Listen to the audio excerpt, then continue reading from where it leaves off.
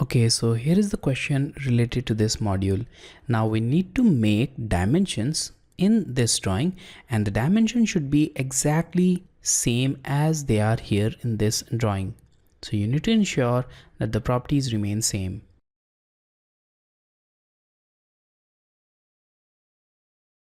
So now we'll start this with the linear dimension, and you can do that. You can add the dimensions from annotation panel, or you can also go to annotate tab and add the dimensions from here.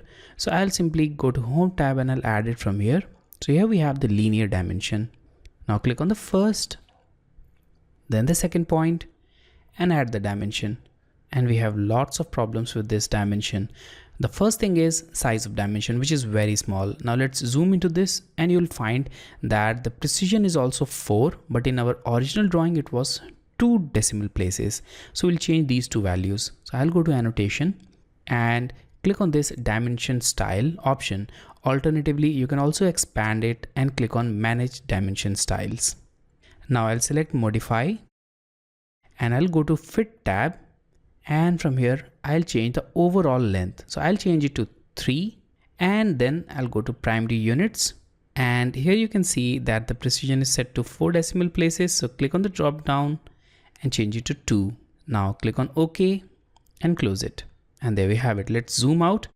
Now we can add rest of the dimensions. So I'll go to linear once again, click on this point and click on this point. There we have it.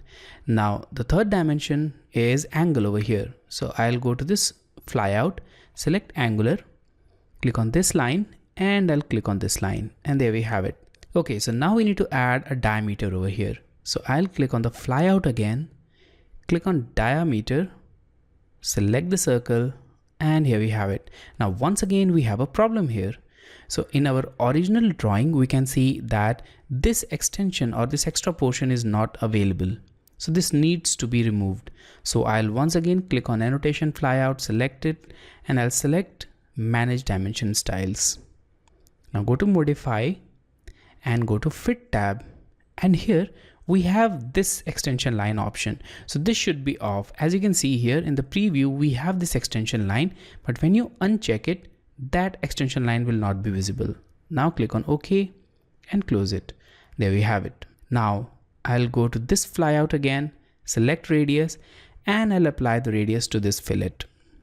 Now we need to add the last dimension, which is length.